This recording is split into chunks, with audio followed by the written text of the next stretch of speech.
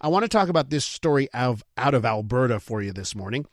A major legal decision in Alberta now raising big constitutional questions about separatism, Indigenous rights, and who actually gets a say over the future of the province. An Alberta court has struck down a proposed separatism petition, ruling that there was not enough consultation with First Nation communities before the initiative moved forward.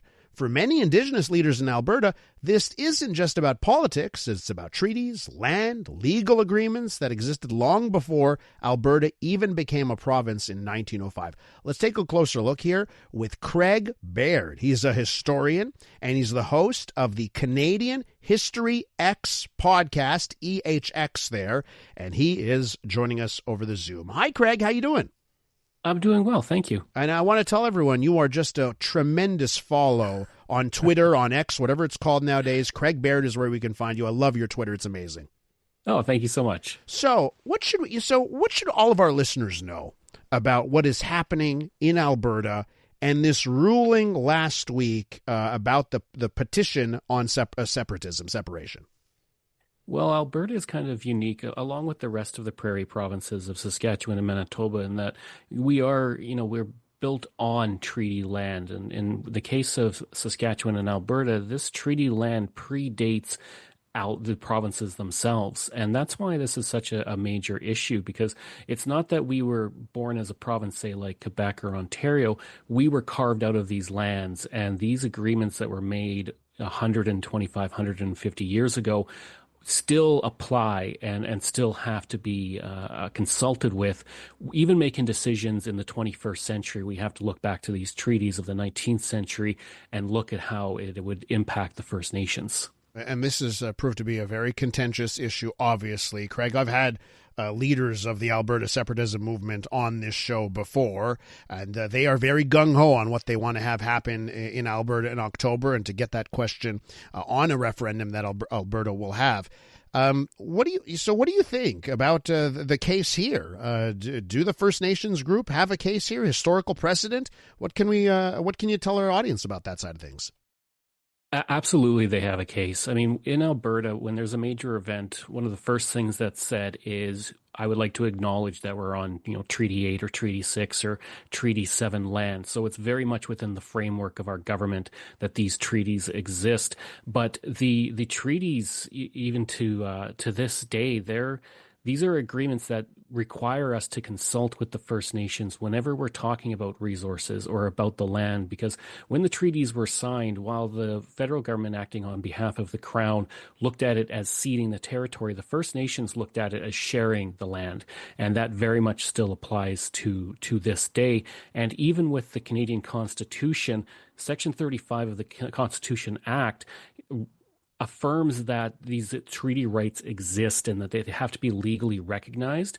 And that's really where a lot of this is coming in, is that the separatists are looking at it as we vote to separate and then we separate, when that's not the case. You have to be consulting the First Nations because their treaties were made with the Crown, not with Alberta. Okay, so I think a lot of the debate that I've been seeing online is about, the steps that need to be followed. Like, I think most people are saying, and I'm sure there's someone that says we don't even need to consult, but I think most people, even most separatists that I've seen, are saying, okay, there is a duty to consult, but they're saying, wait a minute, it doesn't come now.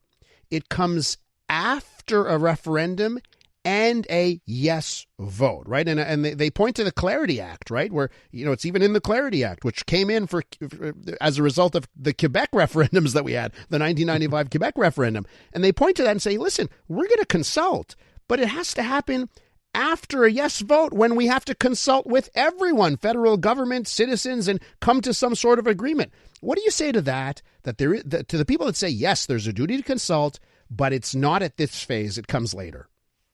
I would say it comes before, because if you have a yes vote, which I think is a big if in Alberta, there's 20% of people who support it. But if you do it afterwards, I feel like they don't have as much of an obligation to actually be negotiating with anybody. I think it's something that has to be done before to even determine if this is a question that can even be asked, not something that can be determined afterwards. The First Nations have to be consulted when you're even talking about separation, and to make sure that this is even something that's allowed under the Constitution before you ever get to the point where you're actually doing a referendum. I mean, it's also about saving money. Do we need to have a referendum if it's something that constitutionally can't happen? We're with Craig Baird, historian. He's host of the Canadian History Ehx, EHX, there's the spelling there, the Canadian History Ehx podcast. We're talking about the Alberta separation petition and some legal obstacles there. Can I just ask you, a consultation, what does that mean, whether it's, to how you see it or what the law says about it? Because, some people would say, well, you know what, Indigenous communities, they will never go along with it. But as long as you consult, it's fine. So how do you view the consultation here? Because let's say they consult, but Indigenous groups want nothing to do with separation. Can it still move forward? I don't think it can. I think in many ways, if you look at something like a pipeline or, logging in First Nations territory, they have to be consulted about that. And if they say they don't want that, then it doesn't happen. And I think that, there is this need to consult with the First Nations. And I think the First Nations are really looking at what do our treaties look like if Alberta separates. Who is our treaty with? Our treaties with the British Crown and the federal government. Do we have to do new treaties under a new Republic of Alberta or whatever it might be? So there's so much, guesswork with the First Nations of what exactly it means for them if they were to be part of the separation.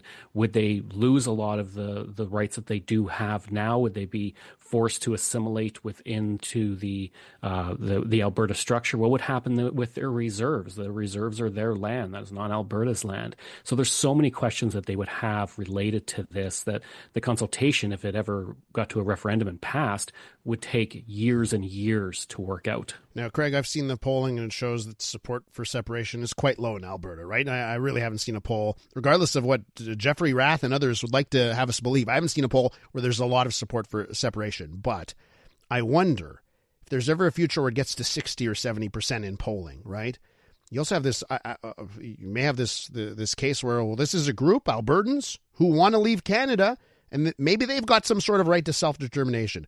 Does anything change for you if the polling were to suggest, it's 60 or 70% want to go?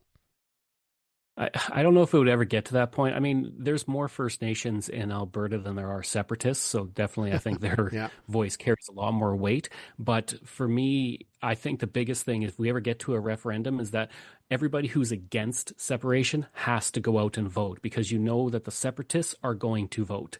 And if everybody just assumes that it's going to fail, things could get a lot closer than what we think they'll be. If we only have a small portion of people who want to stay in Canada voting, we could have a case where separatists actually do get a large portion of the vote. So it's a lot like Brexit. We got to make sure that we're out there and we're voting, because I don't think it'll ever get to 60%. I think it'll hover around 20%. And I think the separatists are just this fringe minority who are just very vocal right now and kind of have a lot of government support with the provincial government. Craig, I have to leave it there. I'll direct everyone to your Twitter, @CraigBaird. They can follow you there with some terrific content. And thanks for coming on today.